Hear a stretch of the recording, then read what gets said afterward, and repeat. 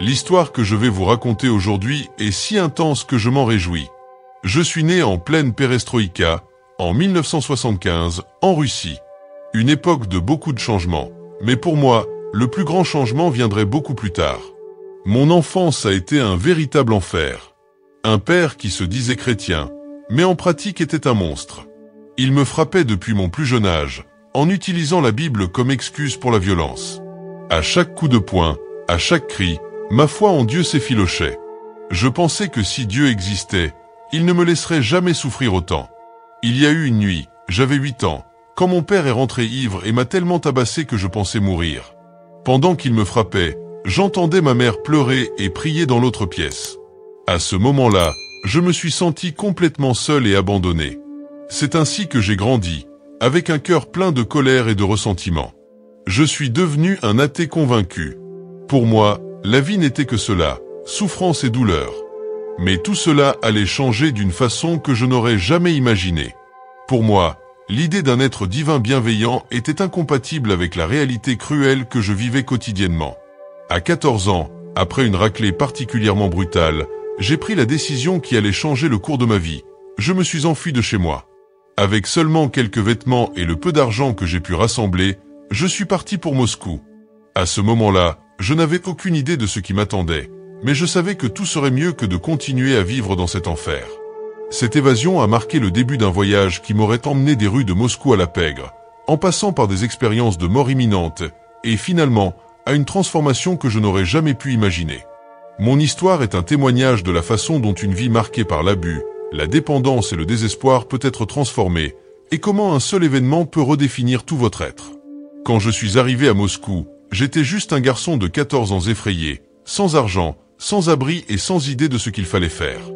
Les rues de la capitale russe étaient un monde complètement différent de celui que je connaissais. Le bruit, les foules, les bâtiments imposants, tout était nouveau et terrifiant. Les premiers jours, j'ai erré sans but, dormant dans des ruelles et me nourrissant de restes trouvés dans des poubelles. Le froid était implacable, pénétrant jusqu'aux os. Je me souviens d'une nuit où, rétréci sous un viaduc, je tremblais de peur, pensant que je ne survivrais pas à l'aube. C'est alors qu'un garçon de la rue, quelques années plus âgé que moi, m'a emmené dans un immeuble abandonné où un groupe de jeunes sans-abri avait établi une sorte de communauté. Là, pour la première fois, j'ai eu l'impression d'appartenir à quelque part. Le groupe était formé de jeunes comme moi, qui avaient fui leur maison ou qui avaient été expulsés, et qui se livraient à des petits vols, à la mendicité et parfois à des choses pires. C'est dans ce contexte que j'ai eu mon premier contact avec la drogue.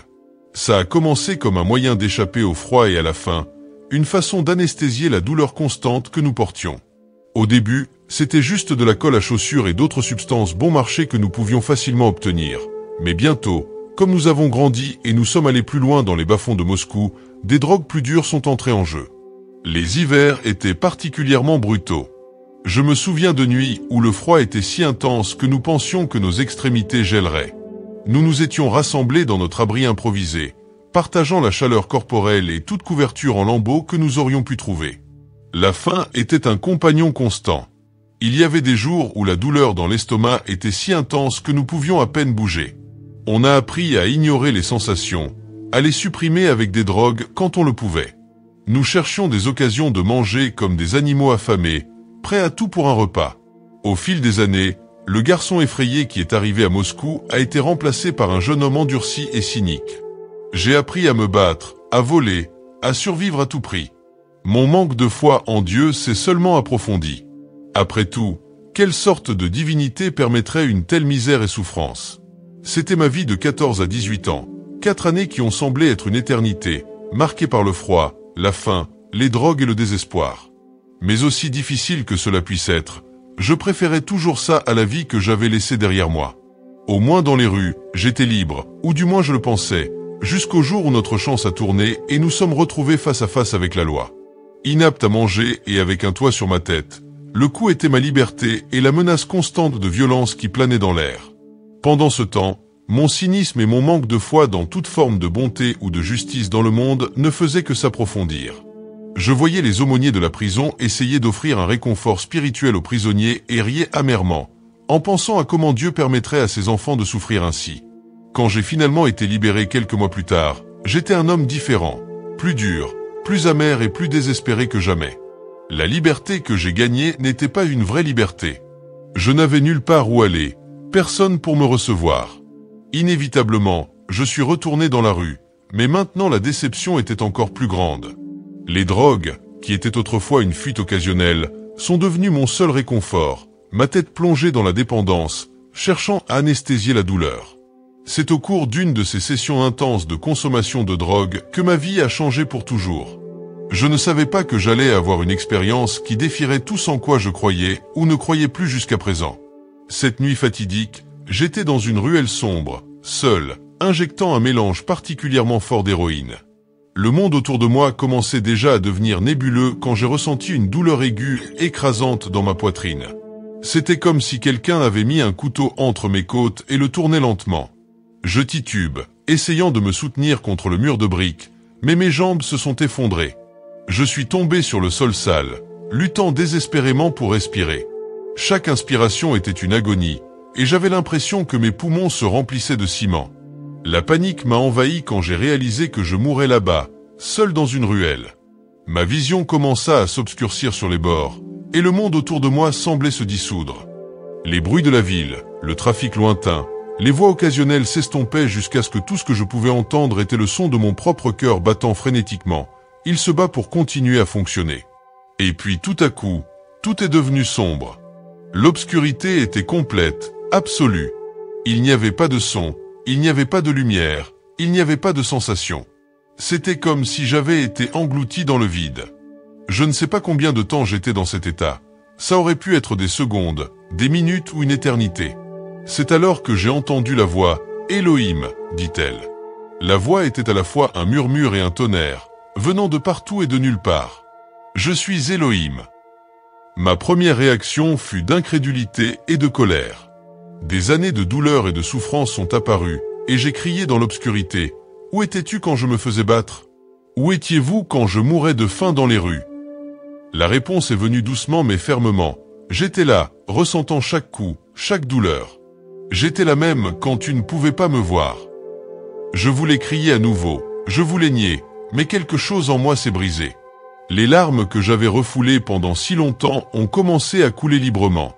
Soudain, l'obscurité commença à se dissiper et je fus inondé de visions de ma vie. J'ai vu chaque moment de douleur, chaque cri de désespoir. J'ai vu le garçon effrayé que j'étais, recroquevillé dans un coin pendant que mon père criait. J'ai vu l'adolescent affamé dans les rues de Moscou. J'ai vu le jeune homme désespéré en prison. Mais dans chaque scène, j'ai remarqué quelque chose que je n'avais jamais perçu auparavant. Une présence, une lumière ténue, presque imperceptible, mais toujours présente dans les moments les plus sombres. Quand je pensais être complètement seul, cette présence était là, essayant de me réconforter, de me guider. J'étais toujours là, Nicolaï, dit la voix, même quand tu ne pouvais pas ou ne voulais pas me voir. La réalisation m'a frappé comme une vague. Toute ma vie, j'avais nié l'existence de Dieu, le blâmant pour ma souffrance. Mais maintenant, confronté à cette vérité, je ne savais pas quoi penser ou ressentir. Pourquoi, demandai-je, ma voix embarquée par l'émotion. Pourquoi tant de douleur? Pourquoi as-tu laissé tout cela arriver? La voix n'a pas donné une réponse simple. Au lieu de cela, j'ai ressenti une vague de compassion et d'amour si intense qu'elle m'a presque renversé. J'ai compris qu'il y avait beaucoup de choses que je ne comprenais pas, bien au-delà de ma compréhension limitée. À ce moment, suspendu entre la vie et la mort, entre l'obscurité et la lumière, je ressentis une paix que je n'avais jamais connue auparavant. C'était comme si, pour la première fois de ma vie, j'étais vraiment à la maison. Alors que je flottais dans cet espace entre les mondes, je me suis senti complètement exposé. Toutes les couches de colère, d'amertume et de cynisme que j'avais construites au fil des ans ont été dépouillées, me laissant nu et vulnérable devant cette présence qui s'appelait Elohim. Pourquoi?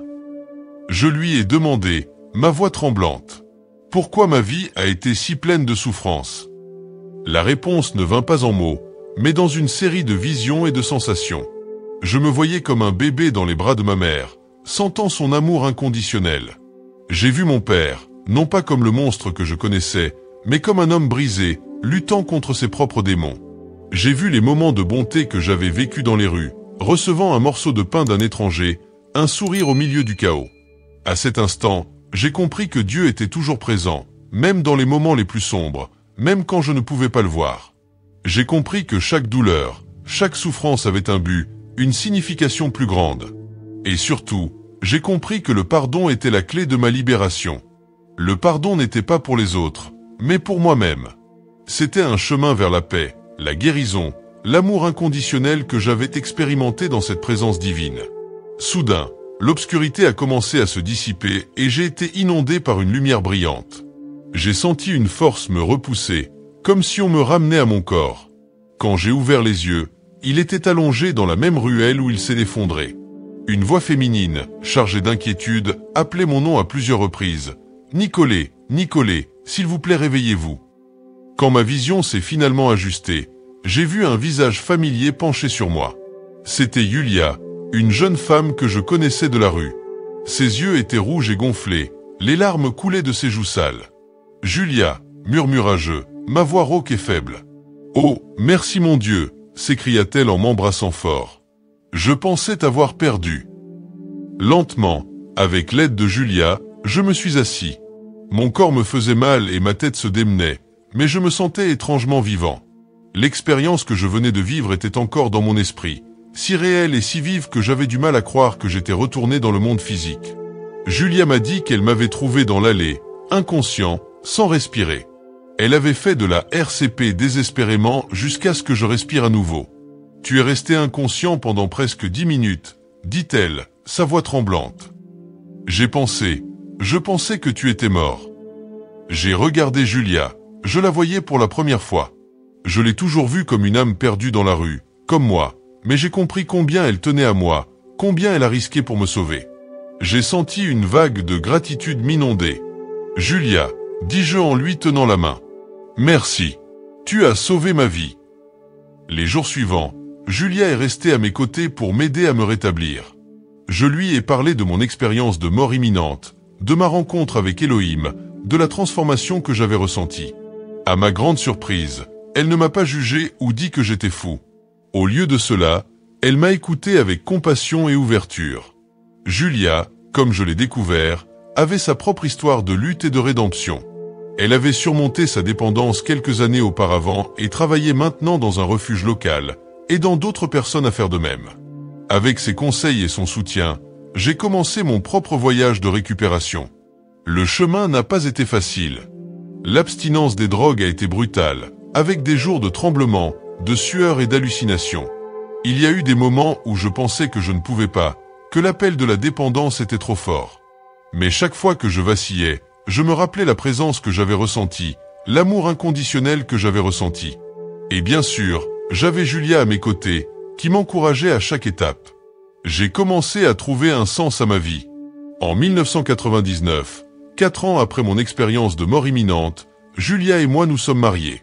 C'était une cérémonie simple, avec seulement quelques amis de l'abri présent. Cette même année, nous avons pris une décision qui allait changer notre vie encore une fois. Nous avons émigré aux États-Unis. Le déménagement dans un nouveau pays était difficile. On a dû apprendre une nouvelle langue, s'adapter à une culture différente, trouver de nouveaux emplois, mais nous étions ensemble et ça rendait tout supportable. C'était une nouvelle vie, une nouvelle chance, et nous étions déterminés à en profiter au maximum. En regardant en arrière, le jeune homme désespéré que j'étais dans cette ruelle à Moscou, je ne peux pas croire la transformation qui s'est produite. Le voyage était loin d'être terminé et il y avait encore beaucoup de défis à relever. Mais maintenant, pour la première fois, je faisais face au futur avec espoir. Malgré mon expérience de mort imminente et la transformation qu'elle a engendrée dans ma vie, mon voyage spirituel était loin d'être simple ou linéaire. Dans les années qui ont suivi notre déménagement aux États-Unis, je me suis retrouvé dans une bataille interne constante entre la foi et le doute. Mon esprit sceptique, façonné par des années de souffrance et d'incrédulité, se battait souvent contre l'idée d'un Dieu aimant que je ne pouvais ni voir ni toucher. Il y avait des jours où le souvenir de mon expérience semblait si vif et réel que je ne pouvais pas le nier. D'autres jours, cela ressemblait à un rêve lointain, une hallucination induite par la drogue et le désespoir. Julia, d'autre part, était un rocher de foi et de patience. Elle avait trouvé le réconfort de la religion pendant sa propre guérison et maintenait une croyance ferme et inébranlable. Cependant, à mon grand soulagement, elle n'a jamais essayé de me forcer à croire ou à me juger pour mes doutes. Au lieu de cela, elle était toujours à mes côtés, une présence constante et réconfortante. Je me souviens d'une nuit particulièrement difficile, environ 2 ans après notre arrivée aux États-Unis. J'avais eu une journée stressante au travail, et je luttais contre le désir de revenir à mes vieilles habitudes. Assis sur le balcon de notre petit appartement, regardant les étoiles, je me suis senti submergé par une vague de doute et de peur. Et si tout cela n'était qu'une illusion? Murmura-je à moi-même.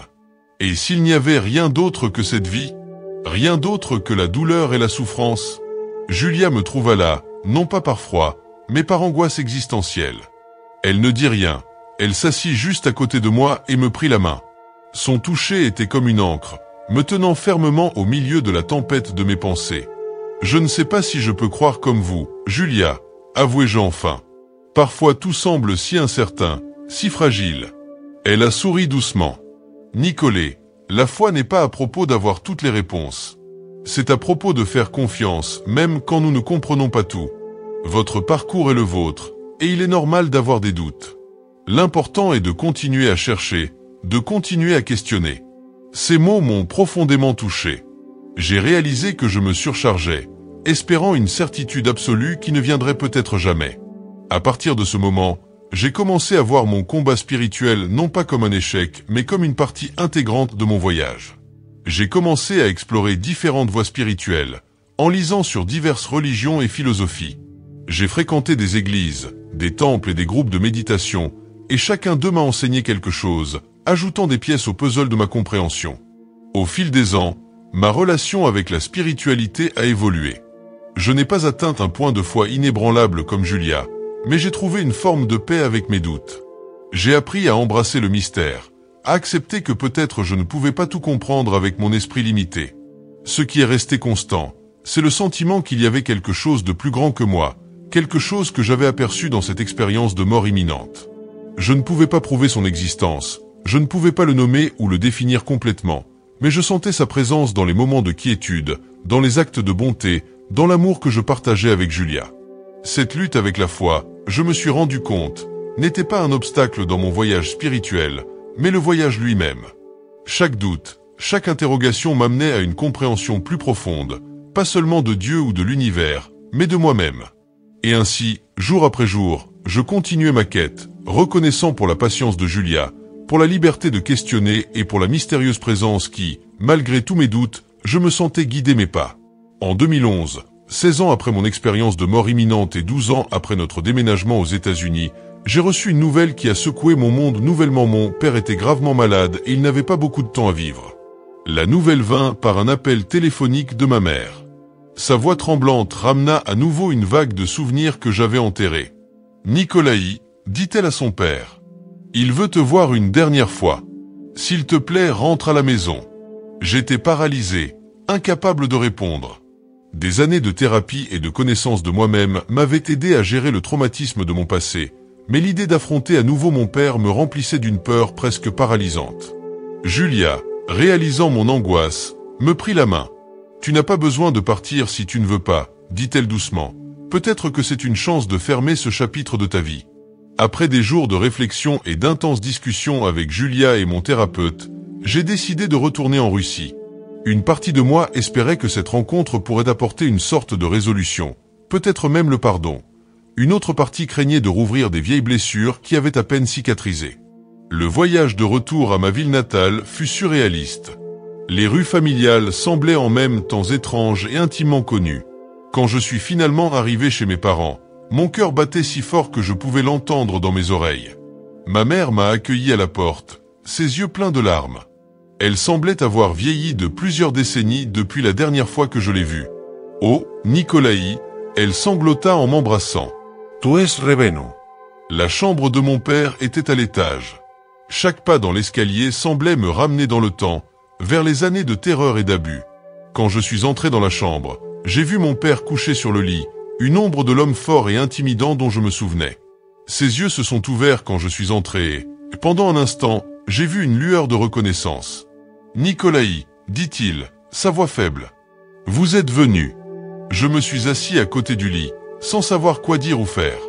Le silence entre nous était lourd, chargé d'années de douleurs non résolues. « Je suis désolé, mon père a finalement dit, mais ces mots sonnent vides pour moi. Comment quelques mots pourraient compenser des années d'abus? J'ai essayé de trouver en moi la compassion et le pardon que j'avais appris au fil des ans, mais j'ai découvert qu'il était plus difficile à atteindre que je ne l'imaginais. Les blessures étaient trop profondes, la douleur encore très réelle. Pourquoi? C'était tout ce que je pouvais demander. Pourquoi nous as-tu fait ça? Mon père ferma les yeux, semblant se rétracter encore plus dans son lit. Je ne sais pas, il murmura. J'étais perdu, en colère. Ce n'est pas une excuse. Je sais qu'il n'y a pas d'excuse. Je suis sorti de la pièce en me sentant vide. Il n'y avait pas la réconciliation que j'espérais peut-être secrètement, ni la catharsis de crier toutes mes peines, juste un sentiment de tristesse et de perte pour ce qui aurait pu être. Ma mère, toujours la médiatrice, a essayé de nous réunir à nouveau dans les jours qui ont suivi. Sa foi inébranlable, que je voyais auparavant comme une faiblesse, me semblait maintenant être une force surprenante, mais elle renforçait aussi ma frustration face à la religion que mon père avait utilisée pour justifier ses actes. Je suis retourné aux États-Unis une semaine plus tard. Mon père était toujours en vie, mais nos blessures étaient encore ouvertes. Le voyage n'a pas apporté la conclusion que j'attendais, mais il m'a fait réaliser que le pardon est un processus, et que parfois, la seule chose à faire est d'accepter que certaines blessures ne guériront jamais complètement. Cette visite a marqué un tournant dans mon cheminement spirituel. J'ai réalisé que ma lutte n'était pas seulement avec la foi, mais avec le pardon. Chaque doute, chaque interrogation m'amenait à une compréhension plus profonde, pas seulement de Dieu ou de l'univers, mais de moi-même.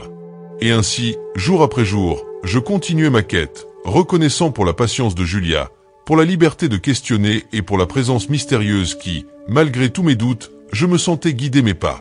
En 2011, 16 ans après mon expérience de mort imminente et 12 ans après notre déménagement aux États-Unis, j'ai reçu une nouvelle qui a secoué mon monde nouvellement. Mon père était gravement malade et il n'avait pas beaucoup de temps à vivre.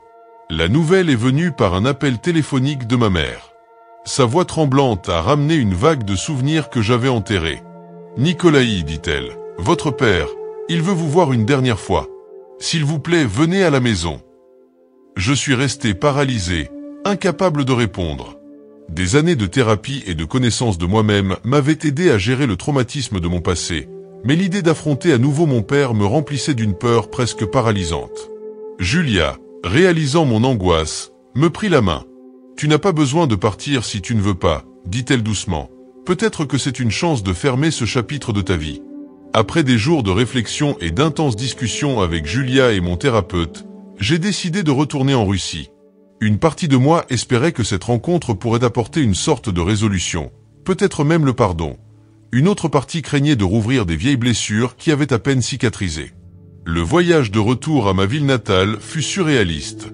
Les rues familiales semblaient en même temps étranges et intimement connues.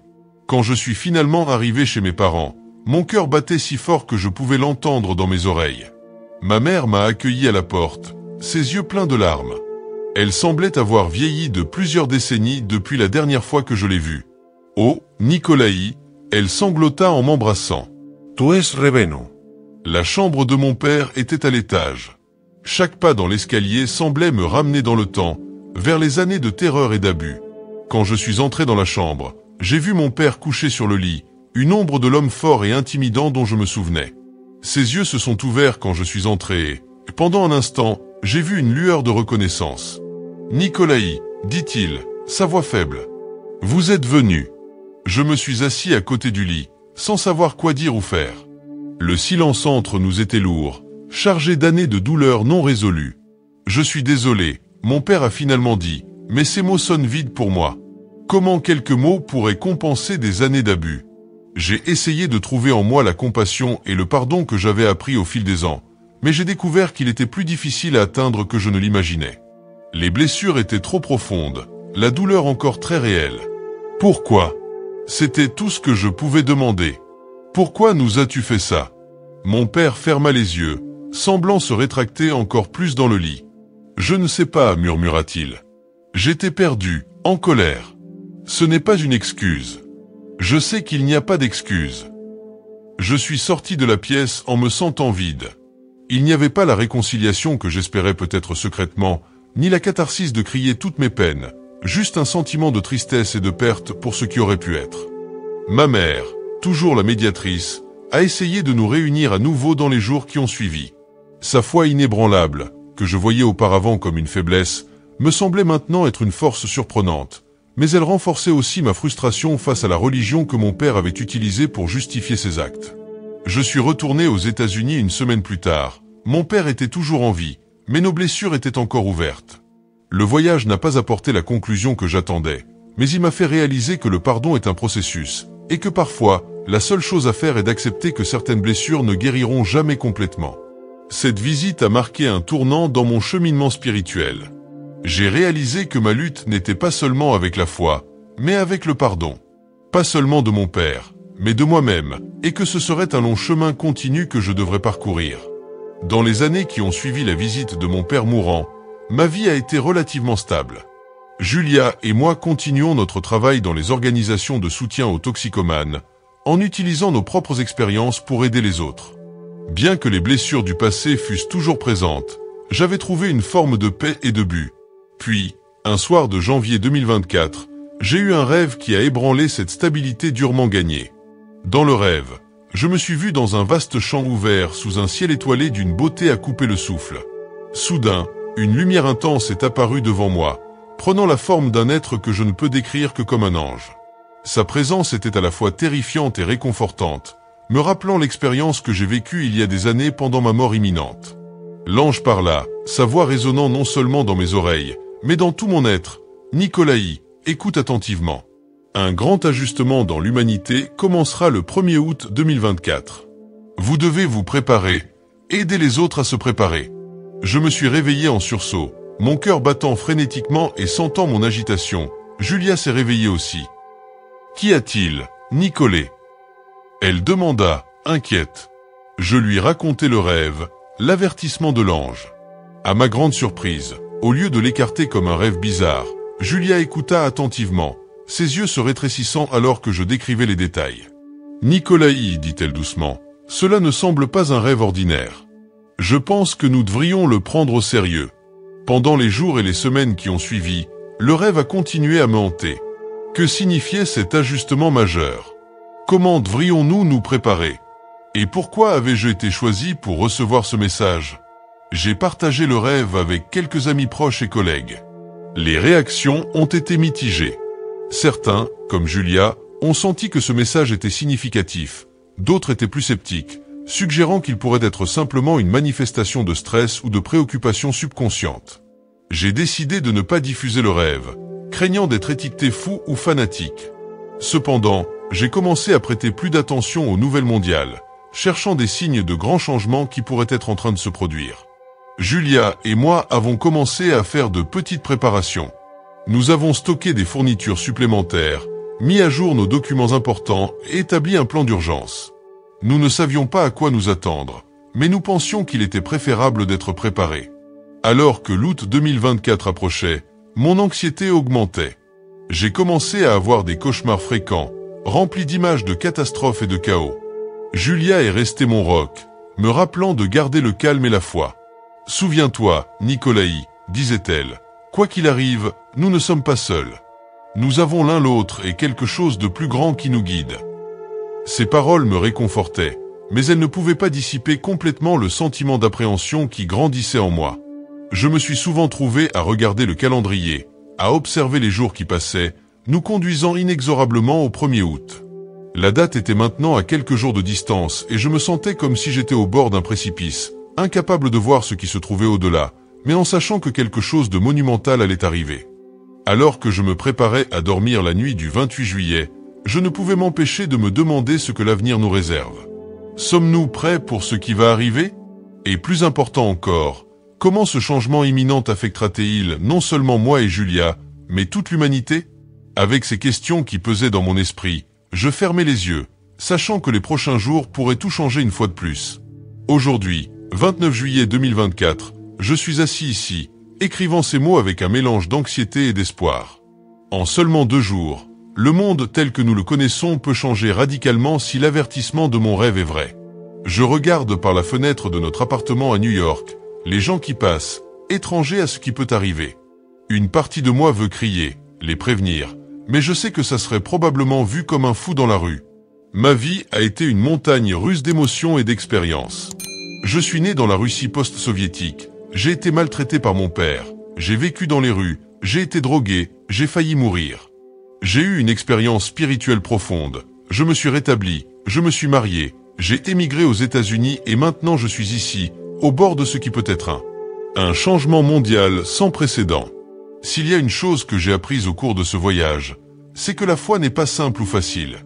Mon expérience avec les chrétiens hypocrites, en particulier mon père, m'a éloigné de la religion pendant longtemps, mais mon expérience de mort imminente m'a montré qu'il y a quelque chose de plus grand, je suis encore en train de comprendre. À ceux qui lisent ceci, en particulier les chrétiens, je voudrais laisser un message. Soyez plus compréhensifs et moins de juges.